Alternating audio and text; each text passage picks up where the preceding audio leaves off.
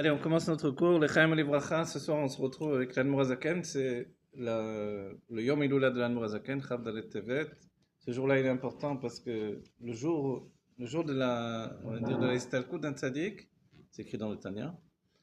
Justement, tout ce qu'il a travaillé, tout ce qu'il a entraîné de dévoilement dans le monde, tout ça, ça se dévoile.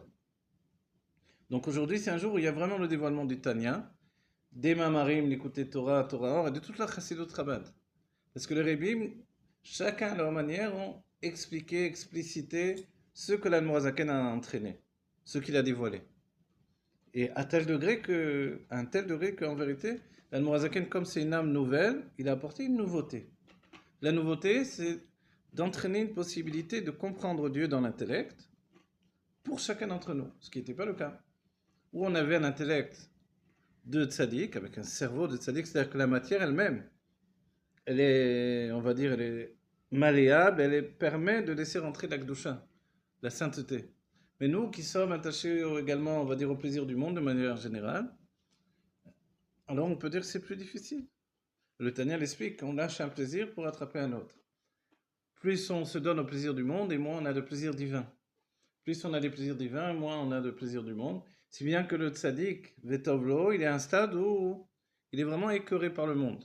C'est-à-dire que tout ce qui peut nous attirer à nous, de nous dire, ah voilà la belle table, là, bon, Hashem, c'est magnifique, le tzaddik, lui, ça l'écœure. Alors on va dire, mais il mange, etc. quand même. Oui, il mange. Il mange, et on verra le Rabbi Rayatz, par exemple, il voulait avoir de la compote à Shabbat. On va dire, alors, c'est qu'il aime la compote. Évidemment, c'est pas qu'il aime la compote dans l'état d'esprit que nous, on peut penser. C'est que le Shabbat, il y a un lien de Tapuchin Kadishin, Echal Tapuchin Kadishin, les pommes saintes, les pommiers saints. C'est une image divine, mais si on peut la drainer, la dévoiler dans ce monde à partir d'une matière, de quelque chose, d'un fruit, on le fait. Et c'est ça l'idée de la Chassidut de toutes les manières et du judaïsme en général, c'est-à-dire de faire coïncider les mondes divins avec la matière du monde. Et c'est là le grand chidouche, et c'est pour ça qu'on ne continue pas dans le derrière du Moussar, qui était d'insister fortement sur le sourmera, c'est-à-dire vraiment s'éloigner du mal jusqu'à combattre le mal. Donc la chassidoute, elle met en avant, le Tanya commence par s'éloigner du mal aussi, mais après, tout le livre est axé sur le fait de dévoiler le bien. Il faut attendre ensuite de revenir à Egeret Tchouva pour rentrer, donc la lettre de Tchouva d'Al-Morazaken. C'est un livre plus difficile d'approche parce qu'il parle de tchouva tout le temps, etc., etc.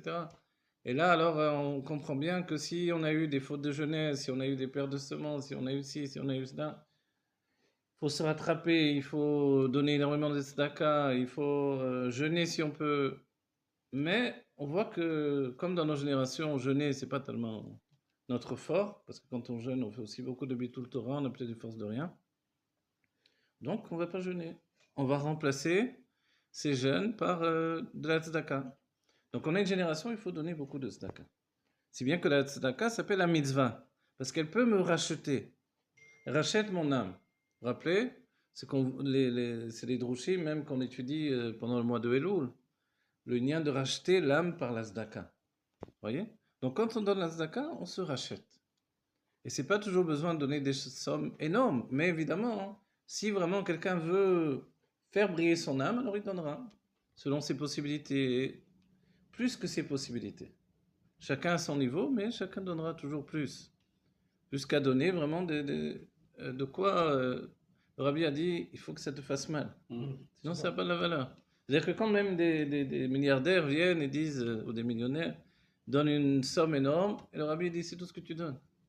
On se donne de Thomas. Alvaï que je donne ça.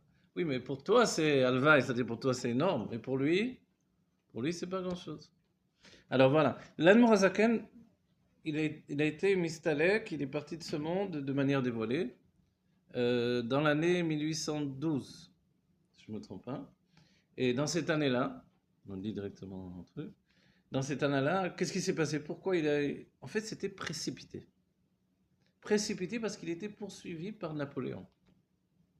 Ceux qui ne connaissent pas l'histoire disent quel rapport entre Napoléon et l'Admorazaken? C'est deux mondes différents.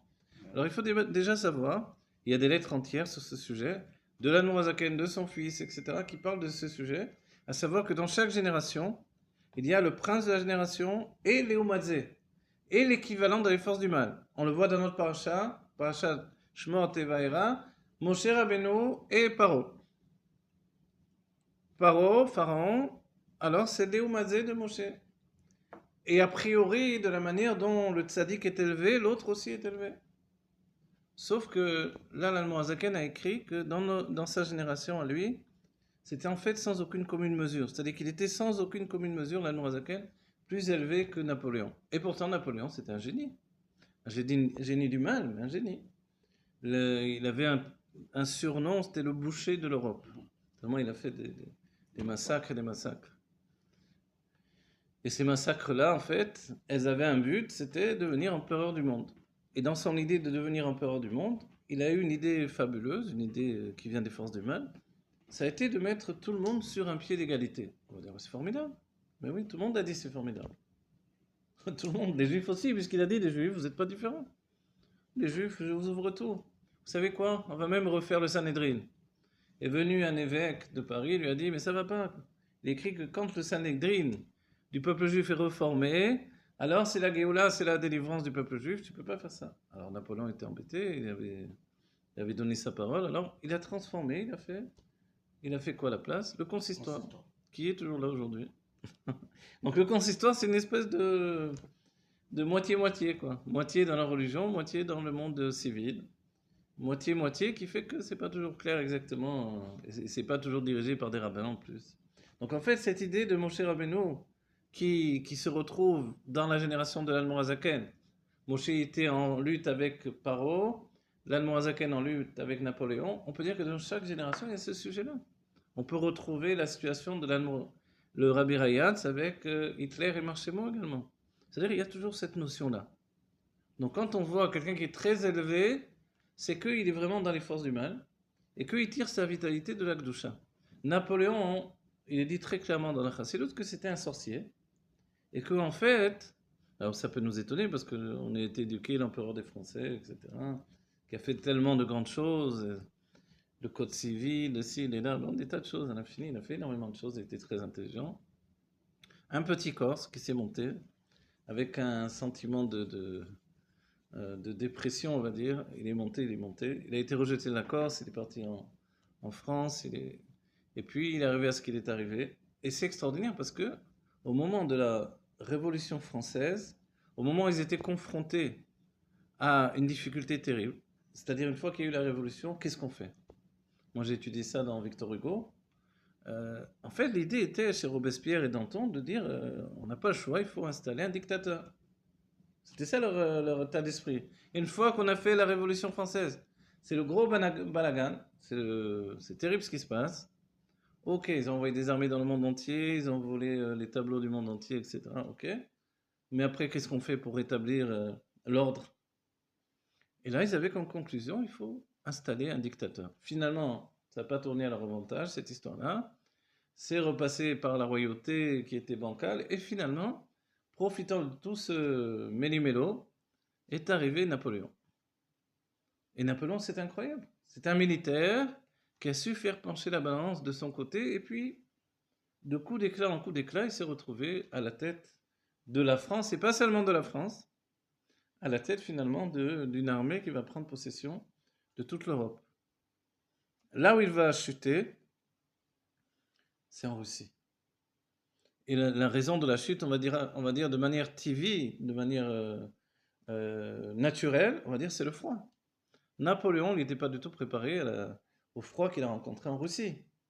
Ces hussards, ces soldats n'étaient pas du tout habillés pour le froid de la Russie. C'est bien que c'était une catastrophe. C'était une catastrophe. Ils se sont retrouvés dans des situations terribles. Par exemple, quand ils sont arrivés, je sais plus si c'était à Pétersbourg ou autre part. Je crois bien que c'était à Pétersbourg, ouais. Ou à moins que ce soit l'autre grande ville de Russie, c'est quoi déjà? Moscou. Voilà, Moscou, à Moscou, je crois, ou à Pétersbourg. Ils sont rentrés et la ville était vide. Plus aucun habitant. Il arrive, il trouve la ville sans aucun habitant. Il s'est dit, bon, ils ont eu peur, ils sont partis, ils s'est installé. Il s'est installé comme un roi dans un nouveau royaume. Et petit à petit, en fait, la tactique militaire, ça a été que les Russes ont mis feu à toute la ville. En fait, il s'est confronté à des choses les unes après les autres. Et maintenant, dans toute cette histoire de fou, il y avait un peuple, le peuple juif, qui a entendu parler de Napoléon et de son idée de redorer le blason des gens simples. Napoléon, c'était tu es un homme de valeur, peu importe ta qualité au niveau de la, on va dire au niveau, que ce soit au niveau du clergé ou que ce soit au niveau de la noblesse, peu importe. C'est pas ça ta valeur devant moi. Ta valeur, c'est ta valeur humaine et ton ambition. J'ai de l'ambition, je t'ouvre les portes, tu peux monter. Donc forcément, ça n'a galvanisé, on va dire, plus d'un. Tout le monde était parti pour devenir quelqu'un et imaginez, c'est une aubaine incroyable. C'est juste après la Révolution, les hommes se retrouvent dans ces situations-là. C'est vraiment possible, puisque après la Révolution, quand la royauté est rétablie, on ne sait plus quoi, sur quel pied danser. Tout à coup, lui dit, mais non, les hommes de valeur, c'est ce que je cherche. Et il va voir le peuple juif, il leur dit, vous n'avez pas de raison de continuer à être opprimés. Je vous ouvre toutes les universités. Tout est ouvert pour tout. Pour vous, tout est ouvert pour vous. Et à ce moment-là, le peuple juif va rentrer dans une nouvelle, on va dire en hébreu, sakana, une nouvelle difficulté. Et c'est l'état d'esprit de Napoléon, plutôt que d'essayer, comme tous les rois qui ont précédé, de détruire le peuple juif et de se détruire soi-même, de s'autodétruire.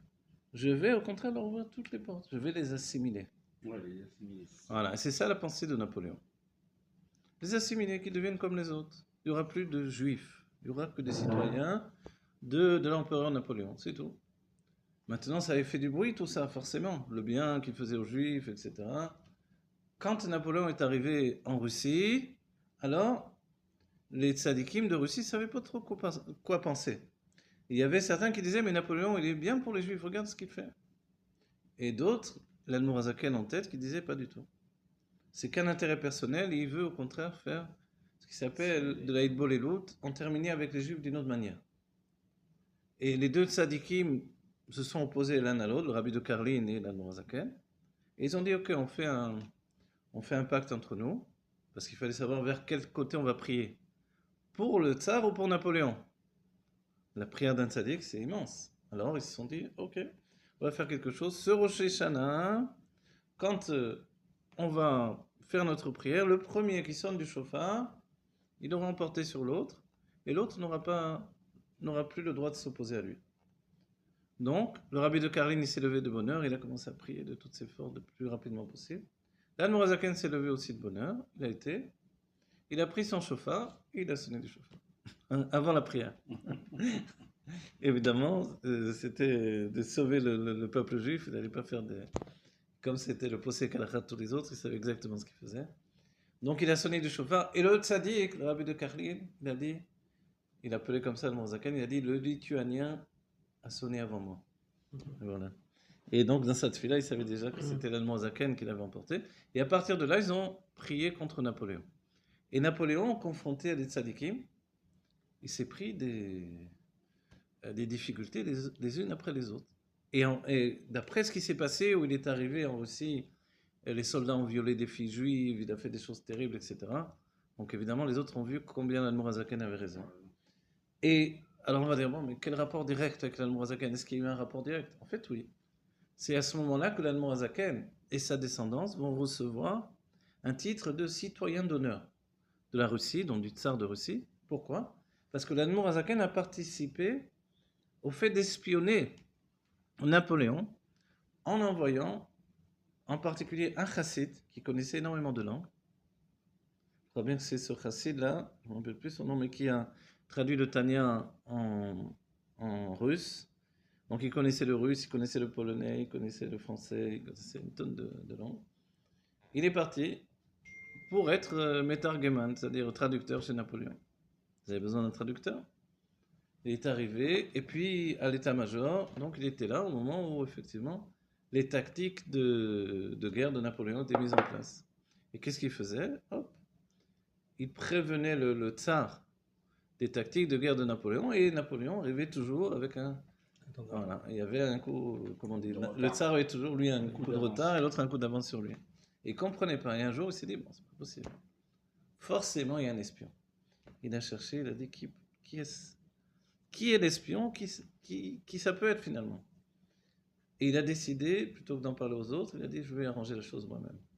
Et il est rentré au moment où il y avait l'état-major qui travaillait, vous savez comment c'était, les grandes cartes sur la table, et ils étaient là avec les petits drapeaux, les trucs en train de décider les tactiques. Et Napoléon rentre, il va directement chez le chassid, il a conclu que c'est lui, il n'y a que lui qui peut être l'espion. Il va chez le chassid et il lui met la main sur le cœur, il lui dit il y a un traître ici et je sais que c'est toi. Et tout à coup, il voit que le cœur bat normalement. Et Napoléon le regarde et dit bon, ça peut pas être toi. On va dire pourquoi ça peut pas être lui? Ça aurait été lui, il s'est dit Napoléon, le cœur, il aurait battu la chamade, comme on dit. Donc il aurait été affolé complètement. Comme il a senti que le cœur était très calme, il s'est dit ça peut pas être lui. C'est qu'il est innocent forcément. Il a dit bon, c'est pas toi. Mais nous, maintenant, avec un peu de recul, on se dit mais attends, tu n'as pas trouvé bizarre que son cœur est resté calme? C'est-à-dire, disons que c'est pas lui. Mais le bonhomme, Napoléon rentre comme ça en disant c'est toi le traître, il aurait dû avoir peur même si c'était pas lui. C'est là où il n'a pas été jusqu'au bout de la pensée. Et en fait, alors on va dire oui, mais qu'est-ce qui s'est passé? Pourquoi il est resté comme ça tranquille ce chassid? Et le chassid en question a dit l'Admorazaken m'a sauvé la vie. Parce que toute la chita, l'état d'esprit du Tanya, c'est que l'esprit, l'intellect doit l'emporter sur les sentiments. Et grâce à ça, hein, malgré qu'il savait que c'était lui, malgré qu'il a eu très peur, il est resté très calme.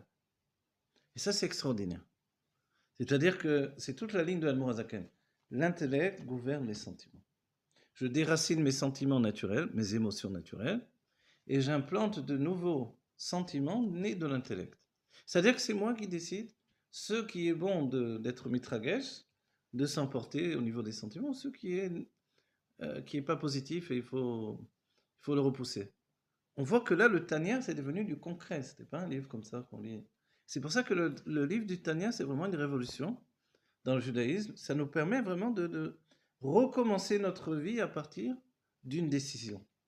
C'est-à-dire, du moment où j'ai décidé, je suis toujours en analyse des choses et je me dis, est-ce que cette chose-là mérite que je me laisse aller ou est-ce que non, c'est dangereux?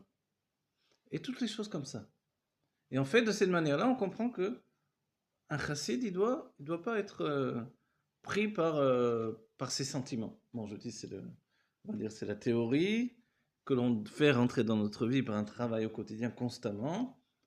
Et il se peut, puisque la vie c'est la vie, qu'on ait des petits dérapages.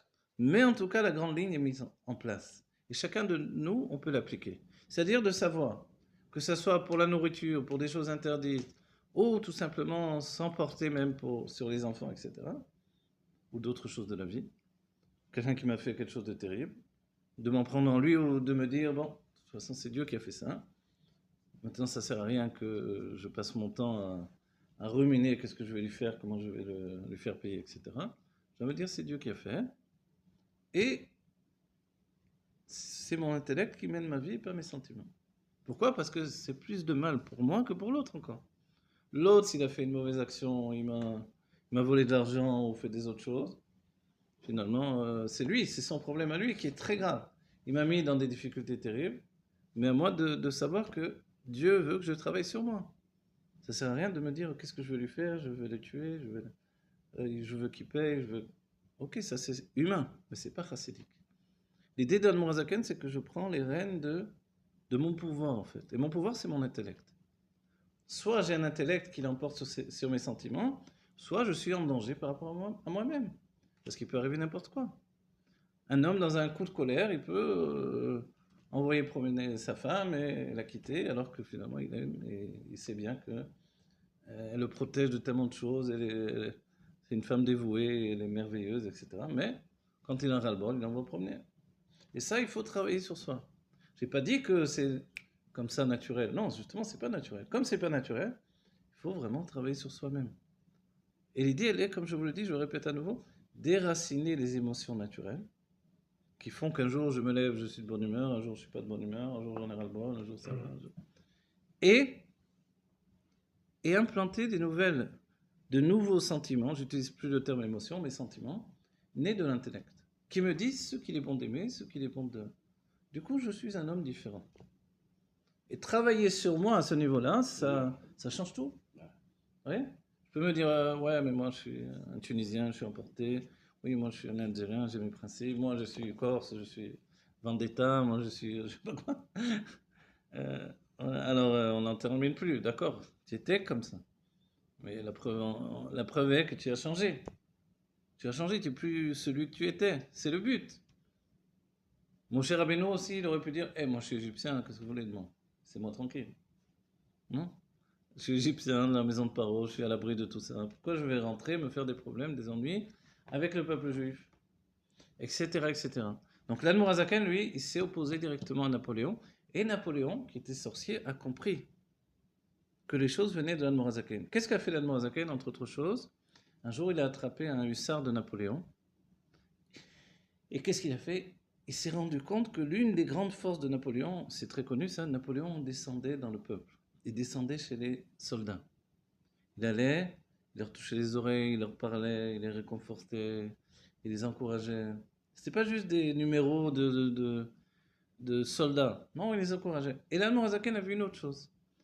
Il savait trouver des mélodies qui les entraînaient au combat. Oui. Et il y avait une mélodie en particulier, elle s'appelle la Marche de Napoléon. Les Français, je pense qu'ils l'ont oubliée. Et nous, on la connaît aujourd'hui. C'est ça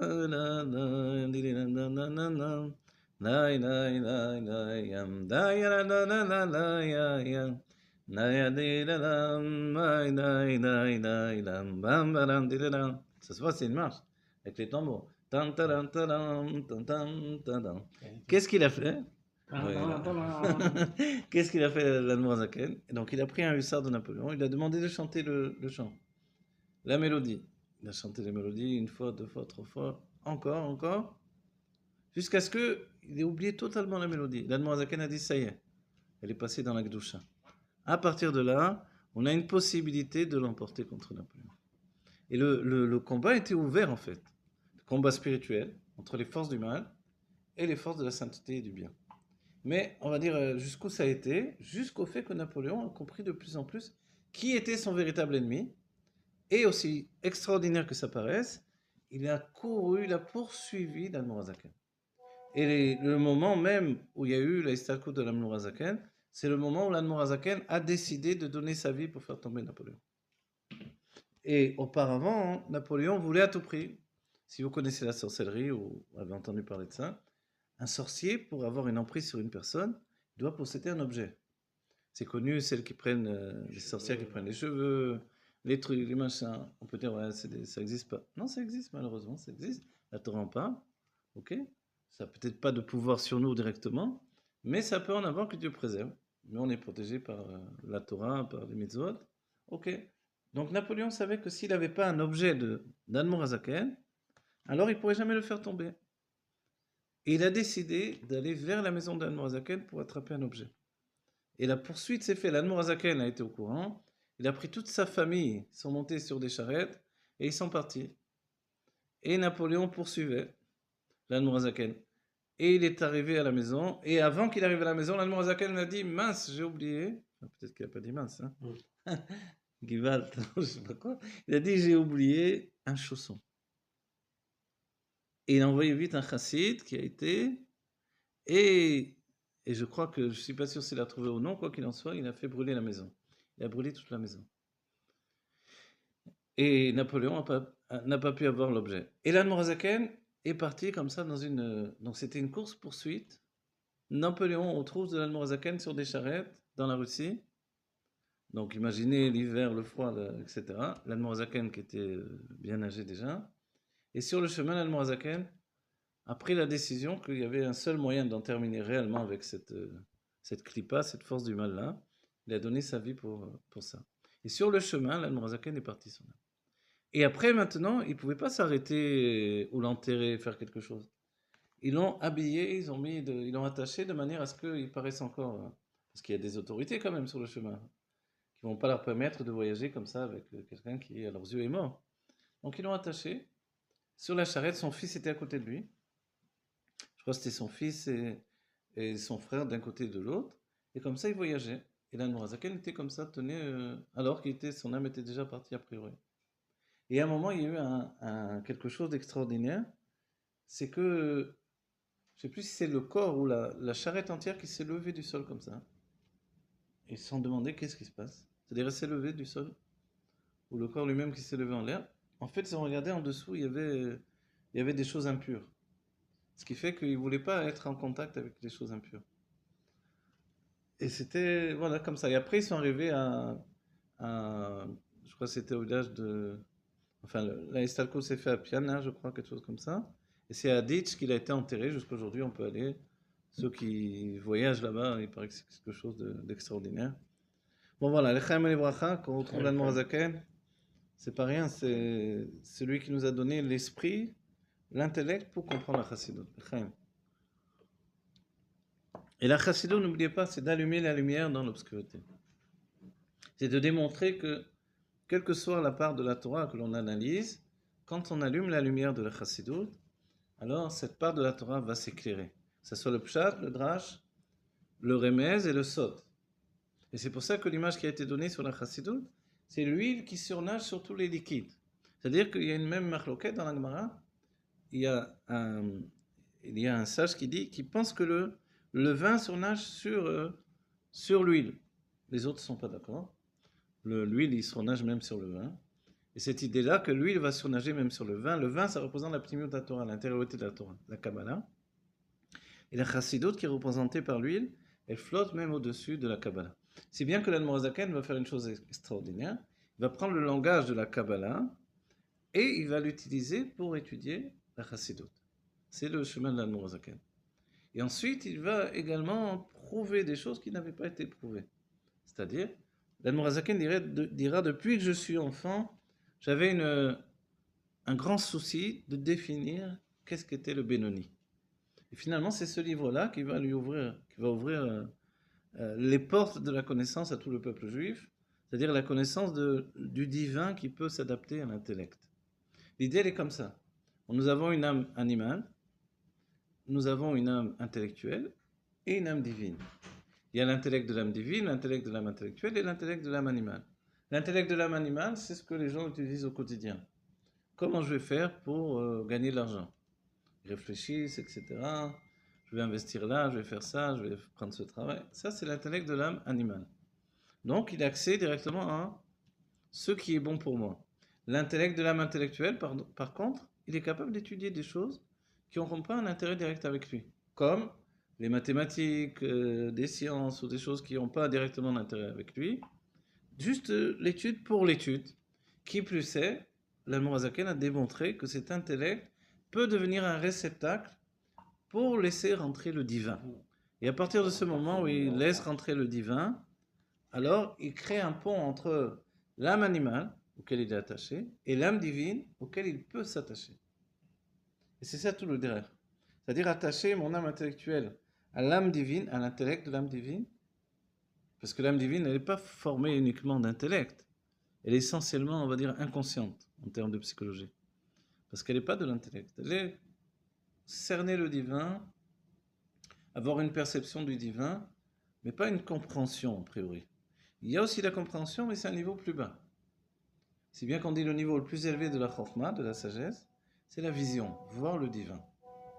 Donc en fait, comment on transporte finalement cet intellect divin vers nous?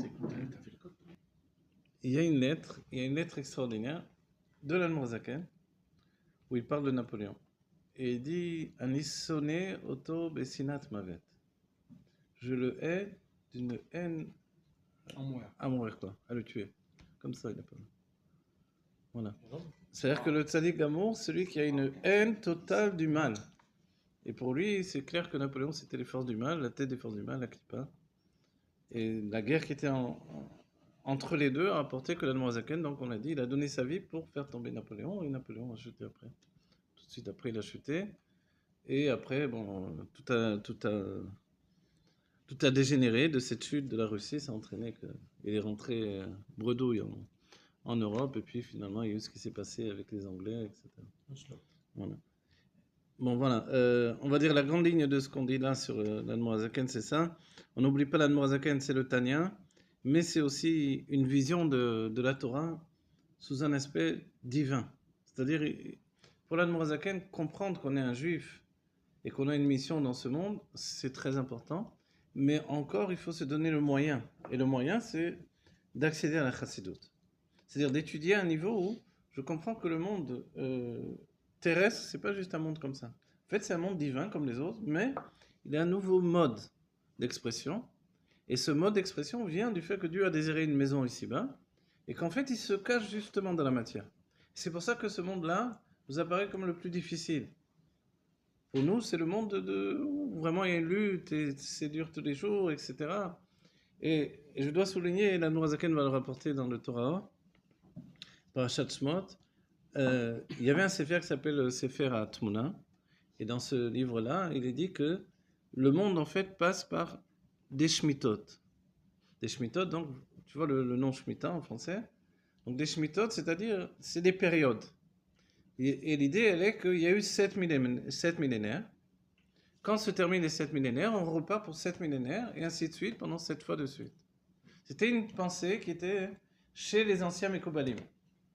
Jusqu'au Hari, à Kadosh, qui lui a dit cette idée-là des Shmitot, puisque les Mekobalim disaient que la Shemitah précédente, elle était un monde de chesed, de générosité, et un monde pratiquement aquatique, quoi, où la générosité était totale. Et là, on vit dans un monde de rigueur, de terre sèche, de rigueur, et c'est pour ça que tout est tellement difficile. Donc on se dit, oh ok, ça paraît logique. Sauf que le Hari nous dit, non, on ne peut pas comprendre ça, parce que sinon on va se dire, une fois qu'on est arrivé à la fin de ce 7e millénaire, on est reparti pour un tour encore d'exil.